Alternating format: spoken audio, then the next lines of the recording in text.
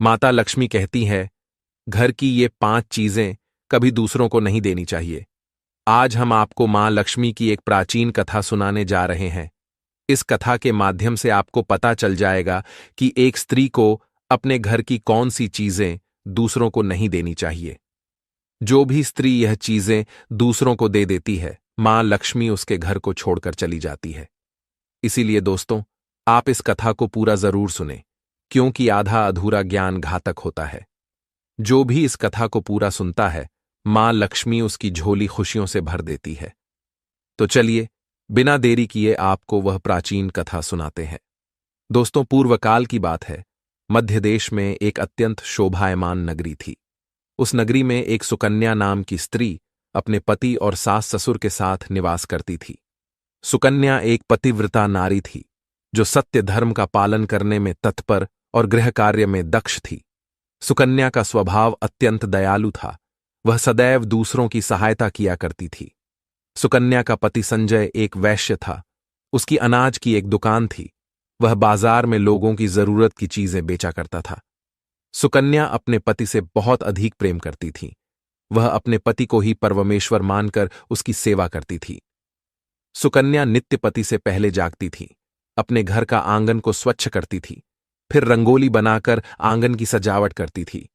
उसके बाद वह अपने घर को स्वच्छ करती, फिर स्नान आदि कार्य संपन्न करके वह तुलसी को जल देती थी और देवी देवताओं का पूजन करती थी। इस प्रकार से वह रोज अपने नित्य कर्म करती थी। सुकन्या ने कभी किसी का अनादर नहीं किया। वह सभी के साथ मधुर वाणी में बातें करती थी। सभी लोग सुकन्या को देखकर कहने लगे थे कि यह तो साक्षात लक्ष्मी के समान गुणों वाली स्त्री है। यह अपने परिवार का कितने अच्छे से ख्याल रखती है। इसके अलावा सुकन्या दान धर्म करते समय कभी अपने हाथ पीछे नहीं खींचती थी। उसके द्वार पर जो भी याचक आता, वह उसे दान दिए बगैर नहीं भेजती थी। उसके द्वार से कोई खाली हाथ नहीं जाता था। जो भी भूखा उसके द्वार पर आता, तो वह भरपेट भोजन करके ही लौटता था, जिससे उसके द्वार पर आए हुए सभी याचक अत्यंत प्रसन्न होकर उसे आशीर्वाद देकर लौट जाते थे। इतना ही नहीं, सुकन्या अपने पड़ोसियों की भी सहायता करती थी। उसके पड़ोस में जो भी गरीब और दुखी लोग रहते थे, उन्हें भी वह नित्य भोजन दिया करती थी। पड़ोसियों को जो जो चीजें लगतीं, सुकन्या बिना विचार किए ही दे दिया करती थीं, जिस कारण से सुकन्या के पड़ोसी भी उसका बहुत अधिक सम्मान करते थे। वे कहते थे, अहो, यह सुकन्या तो साक्षात देवी है। देवी साक्षात मां अन्नपूर्णा ने ही सुकन्या के रूप में जन्म लिया है। लोग जब भी सुकन्या की प्रशंसा करते, तो वे सभी उसके विषय में अच्छी बातें ही कहते, लेकिन लोगों की बातें सुनकर भी सुकन्या ने कभी घमंड नहीं किया। वह उन सभी को आदर और सम्मान से ही बातें किया करती थी। फिर एक दिन की बात है, सुकन्या की एक पड़ोसन उसके घर पर आती है। सुकन्या उसका स्वागत करती है और बड़े प्रेम से उसे कहती है, हे बहन, हमारे घर में तुम्हारा स्वागत है। आज किस कारण से तुम्हारा मेरे घर पर आगमन हुआ है? यदि कोई वस्तु चाहिए तो मुझसे मांग लो, मैं तुम्हारी अवश्य मदद करूंगी। सुकन्या की पड़ोसन कहती है, हे सुकन्या बहन, आज मेरे घर पर बहुत से रिश्तेदार आए हैं। उनके लिए मैं भोजन बना रही हूँ। इसीलिए मैं तुम्हारे पास रोटी बनाने के लिए चकला बेलन और तवा मांगने आई हूँ। यदि तुम कुछ समय के लिए मुझे चकला बेलन और तवा दे दोगी तो बड़ी कृपा होगी। मैं काम हो जाने के बाद तुम्हें जल्दी ही लौटा दूंगी। सुकन्या कहती है, हे बहन, इसमें क्या बड़ी बात है? अभी मुझे चकला बेलन की आवश्यकता नहीं है, इसीलिए तुम मेरा चकला बेलन और तवा ले जा सकती हो। रुको, मैं अभी तुम्हें लाकर देती हूँ। फिर सुकन्या रसोई घर में जाती है और रसोई घर से चकला बेलन और तवा लाकर उस पड़ोसन को देती है। तब पड़ोसन कहती है, हे बहन, तुम्हारा बहुत बहुत धन्यवाद। आज तुमने मेरा काम सफल कर दिया। मैं अपने मेहमानों को भोजन कराकर तुम्हारा चकला बेलन जल्दी से लौटा देती हूँ।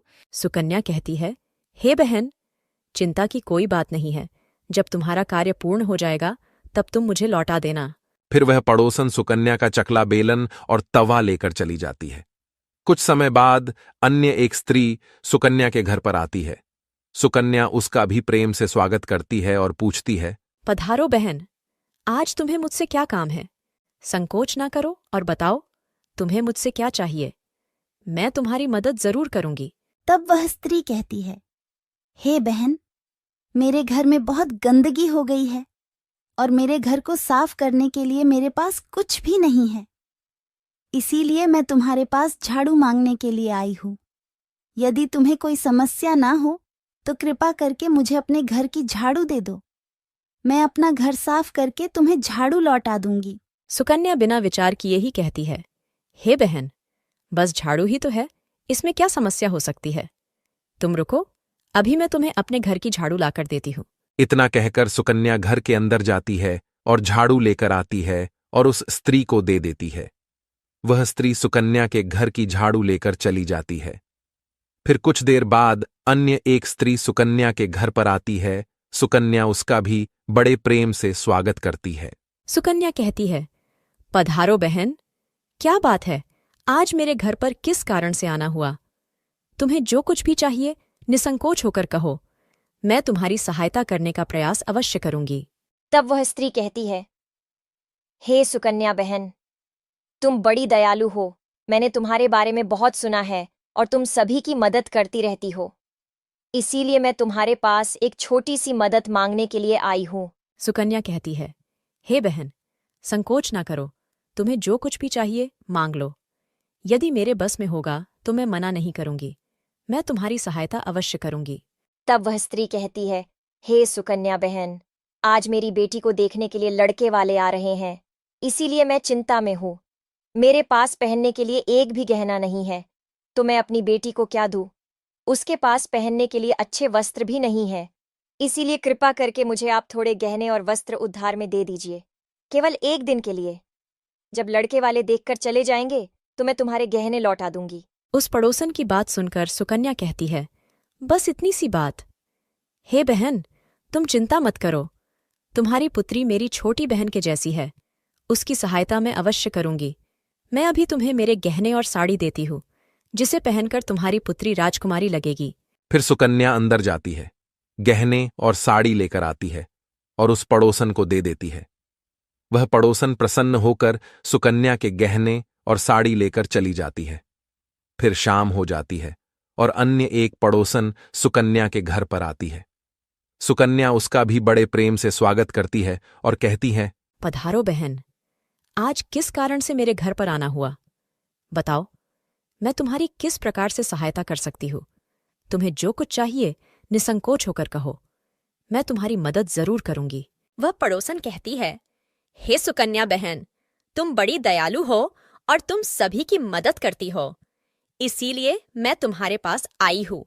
मेरा बच्चा भूखा है और उसे पिलाने के लिए दूध नहीं है, इसीलिए मैं तुम्हारे पास दूध मांगने के लिए आई थी। अगर थोड़ा सा दूध मिल जाता तो बड़ी कृपा होती। सुकन्या कहती है, अरे बहन, इसमें कौन सी बड़ी बात है? लो, अभी मैं तुम्हें दूध दे देती हूँ। सुकन्या रसोई घर में जाती है और थोड़ा सा दूध लेकर आती है और उस पड़ोसन को दे देती है। वह पड़ोसन प्रसन्नता से उस दूध को लेकर चली जाती है। इस प्रकार से सुकन्या अपने सभी पड़ोसियों की मदद कर देती है और प्रसन्न होकर घर का काम करने में लग जाती है। फिर रात होते ही उसका पति घर पर लौट आता है। सुकन्या अपने पति को प्रणाम करती है और उसकी खूब सेवा करती है। रात को दोनों पति पत्नी आनंद से सो जाते हैं। फिर दूसरे दिन वे जागते हैं तो उन्हें एक बहुत ही बुरी खबर कानों पर पड़ती है। एक आदमी दौड़ते हुए सुकन्या के घर पर आता है और सुकन्या के पति से कहता है, हे भाई, कल रात को किसी ने आपकी दुकान लूट ली है, सारा माल गायब है। सुकन्या का पति एकदम से घबरा जाता है और दौड़ते हुए अपने दुकान पर जाता है तो देखता है उसका सारा माल किसी ने लूट लिया है। वह देखता है कि उसके दुकान में रखा हुआ सारा धन भी चोरी हो चुका है। वह दुखी और निराश होकर घर पर लौटता है और सुकन्या को सारी बात बताता है, जिसे सुनकर सुकन्या बहुत दुखी हो जाती है। सुकन्या कहती है, आप चिंता न कीजिए जी, हमारे घर में अभी बहुत सारा धन रखा हुआ है, जिससे आप फिर से व्यापार शुरू कर सकते हैं। फिर सुकन्या अपने घर की तिजोरी में देखती है तो वह भी पूरी तरह खाली दिखाई देती है। उसके अंदर का भी सारा माल अब चोरी हो चुका था। यह देखकर सुकन्या बहुत दुखी हो जाती है। उसे समझ में नहीं आता कि यह कैसे हुआ। सुकन्या का पति उस पर बहुत क्रोधित हो जाता है और पूछता है, सुकन्या, सच सच बताओ, हमारे घर के अंदर रखा हुआ सारा पैसा कहाँ गया? सुकन्या कहती है, हे स्वामी, मैं घर पर ही थी, सारा धन तिजोरी में ही था, किसने इसे चुरा लिया पता नहीं। कृपया आप शांत हो जाइए, हम कोई न कोई उपाय जरूर ढूंढ लेंगे। सुकन्या का पति कहता है, ये जो तुम दूसरे लोगों को घर पर बुलाकर खिलाती हो, अनजान लोगों को घर में बुलाती हो, उसी का फल है ये। उन्हीं में से किसी ने हमारे घर का सारा पैसा चुरा लिया है। क्रोध में आकर सुकन्या का पति उसे भला बुरा कहता है। सुकन्या की सास भी उसे बहुत कोसती है और कहती है, तुम ही इन पड़ोसियों को घर की चीजें देती रहती हो, बिना सोचे किसी की भी मदद कर देती हो। उन्हीं में से किसी ने सारा पैसा चुरा लिया है। घर के सभी लोग सुकन्या को भला बुरा कहने लगते हैं। फिर सुकन्या अपने पति को दिलासा देते हुए कहती है, हे नाथ, मैंने मेरे कुछ गहने हमारी पड़ोसन को दिए हैं, मैं उसके पास से गहने लेकर वापस आती हूँ। फिर सुकन्या उस गरीब पड़ोसन के घर पर जाती है तो देखती है उसके घर पर कोई नहीं होता है। वह स्त्री भी घर छोड़कर सुकन्या के गहने लेकर भाग गई होती है। सुकन्या निराश होकर घर पर लौटती है और अपने पति को सारी बात बता देती है। सुकन्या की बात सुनकर उसका पति आग बबूला हो जाता है और सुकन्या को भला बुरा कहने लगता है। सुकन्या का पति कहता है, हे सुकन्या, तुम बड़ी मूर्ख हो, तुम्हारे ही कारण हमारा सारा धन वैभव चला गया है। तुम्हारे दान देने की आदत के कारण ही हमारे ऊपर यह मुसीबत आन पड़ी है। अब तू इस घर में नहीं रह सकती, तू अभी इसी क्षण इस घर को छोड़कर चली जा। सुकन्या कहती है, हे नाथ, आपके सिवा मेरा इस दुनिया में कोई नहीं है, मैं आपको छोड़कर कहाँ जाऊं। सुकन्या का पति कहता है, तू कहीं पर भी जा, लेकिन अब इस घर में तू नहीं रह सकती। तेरे ही कारण मेरा सब कुछ बर्बाद हो गया है। तू इस घर में रहेगी तो बचा कुचा सब नष्ट हो जाएगा। सुकन्या अपने पति को हाथ जोड़कर विनती करने लगती है, हे स्वामी, ऐसा ना कहिए, मैंने कोई अपराध नहीं किया है। आपके बगैर मैं जीवित नहीं रह सकती। मुझ दासी को आप घर से मत निकालिए। लेकिन सुकन्या का पति उसकी एक नहीं सुनता है और उसे अपने घर से धक्के मारकर निकाल देता है और कहता है, अब तू इस घर से चली जा और लौट कर मत आना। चाहे तो किसी नदी में कूदकर अपनी जान दे दे, लेकिन अब तू इस घर में मेरे साथ नहीं रह सकती। फिर सुकन्या दुखी होकर रोते हुए अपने पति के घर को छोड़कर चली जाती है। चलते चलते सुकन्या माता लक्ष्मी के मंदिर में जाती है और मां लक्ष्मी से प्रार्थना करते हुए कहती हैं, हे माँ, मैंने ऐसा कौन सा पाप किया है जो मेरी ऐसी दशा हुई है। हे माँ लक्ष्मी, मैं तो नित्य आपकी पूजा करती थी, फिर भी आपने मेरा घर क्यों छोड़ा। कृपया मुझे बताओ माँ, मैंने ऐसा कौन सा अपराध किया जो आप मुझसे रूठ गई हो। फिर सुकन्या वहीं पर बैठकर सोचने लगती है, यदि मेरे पति मेरा स्वीकार नहीं करेंगे तो मैं जीवित रहकर क्या करूं। यदि मेरे ही कारण मेरे पति की दुर्दशा हुई है तो मुझे जीवित रहने का कोई अधिकार नहीं है। इतना सोचकर सुकन्या अपने प्राण देने के लिए नदी की तरफ जाने लगती है।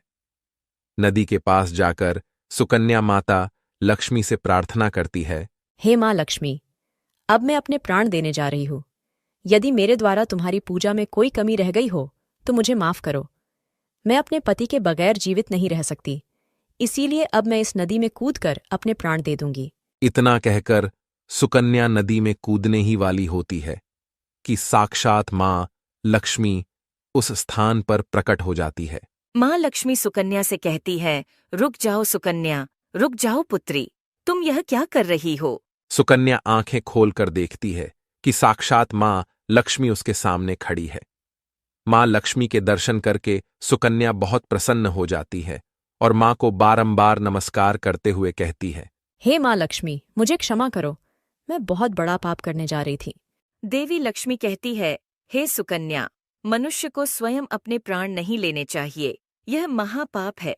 ईश्वर ने जो शरीर प्रदान किया है उसे ऐसे नष्ट नहीं करना चाहिए। सुकन्या कहती है, हे माँ, मैं विवश हूँ, मेरे पति ने मेरा त्याग किया है और स्त्री को अपने पति को छोड़कर नहीं रहना चाहिए। मैं अपने पति को छोड़कर जीवित नहीं रह सकती, इसी कारण से अपने प्राण देने जा रही हूँ। देवी लक्ष्मी कहती है, हे सुकन्या, मैं सब कुछ जानती हूँ और यह भी जानती हूँ कि तुम्हारे पति ने तुम्हारा त्याग क्यों किया है।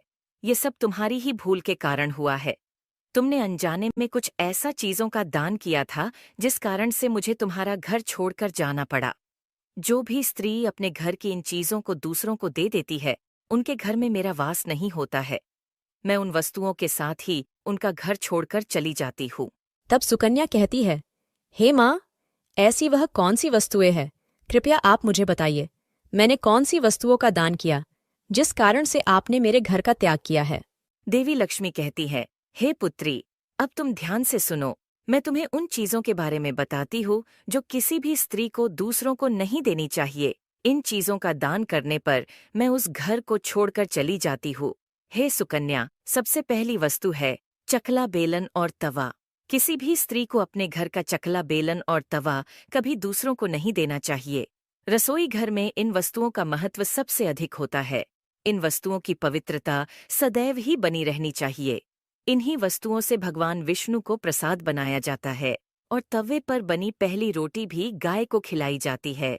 इसीलिए इन वस्तुओं को हमेशा स्वच्छ और शुद्ध रखना चाहिए।